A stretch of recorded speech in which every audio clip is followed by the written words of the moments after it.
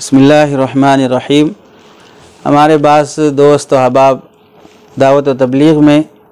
اس کی اہمیت اور فضیلت کو بیان کرتے ہوئے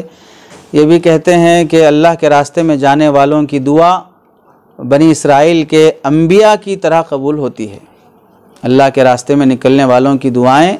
بنی اسرائیل کے انبیاء کی دعاؤں کی طرح قبول کی جاتی ہے۔ اس سے اللہ کے راستے کی اہمیت کو بتانا مقصود رہتا ہے۔ بولنے میں بھی اخلاص ہے، کوئی بدنیتی نہیں ہے، اور اللہ کے راستے کی اہمیت بھی اپنی جگہ پر بالکل مسلم ہے، لیکن یہ بات کہ اللہ کے راستے میں نکلنے والوں کی دعائیں انبیاء بنی اسرائیل کی طرح قبول ہونا یہ کسی حدیث سے ثابت نہیں ہے، اور جب تک کوئی بھی بات حدیث سے ثابت نہ ہو تو بلا دلیل اسے اللہ کے نبی علیہ السلام کی طرف منسوب کر کے بیان کرنا یا بلا انتصاب بھی بیان کرنا، جبکہ اس کا کوئی عقلاً جواز بھی نہیں ملتا ہے تو اسے نہیں کہنی چاہیے۔ چنانچہ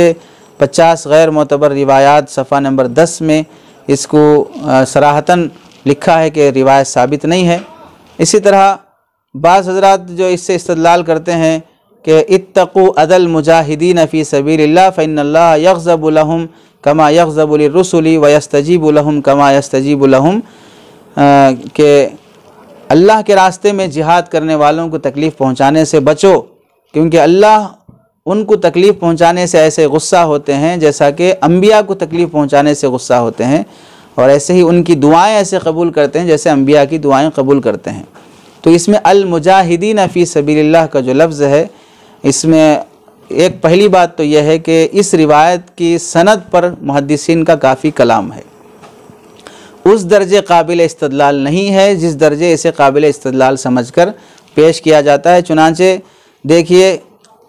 اس کے ایک راوی ہیں عمار بن مطر،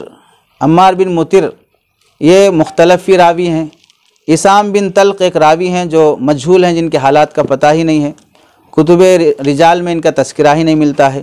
تیسرے راوی ہیں مسلم بن ابی جعفر، یہ راوی بھی مجہول ہیں۔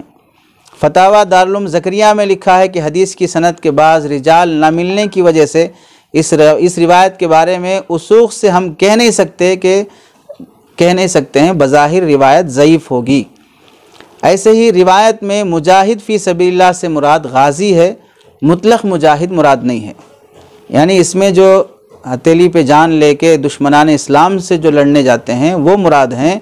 ورنہ پھر گھر سے وضو بنا کے جانے والا بھی مجاہد ہے،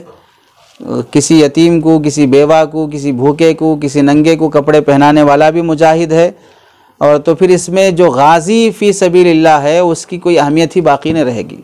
اس کا اگر عموم کر دیا جاتا ہے۔ اور حافظ ابن حجر رحمۃ اللہ علیہ حدیث پر عمل کرنے کے جو شرائط نقل کیے ہیں اس میں سے ایک شرط یہ ہے کہ ضعیف روایت پر عمل کرتے وقت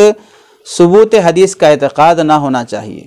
تاکہ آپ علیہ السلام کی طرف ایسی بات منسوب نہ ہو جائے جو آپ نے نہیں فرمائی۔ والثالث ان لا يعتقد عند العمل به ثبوته لئلا ينسب الى النبي علیہ السلام ما لم يقله القول البدیع، صفحہ نمبر 496۔ تو اس بات کو حدیث کے طور پر یا ایسے ہی بیان کرنے سے اعتراض کیا جائے۔ البتہ یہ بات ضرور ہے، ہمیں یاد رکھنا چاہیے کہ اللہ کے راستے میں دعائیں ضرور قبول ہوتی ہیں، یہ مشاہدہ بھی ہے، یہ تجربہ بھی ہے، ہم نے بھی اپنی زندگی میں دیکھا ہے کہ اللہ کے راستے میں دعائیں قبول ہوتی ہیں، اس سے انکار نہیں ہے۔ اور چونکہ عموماً دعوت و تبلیغ کے ساتھی سفر میں ہوتے ہیں، اور حدیث میں ہے کہ مسافر کی دعائیں قبول ہوتی ہیں،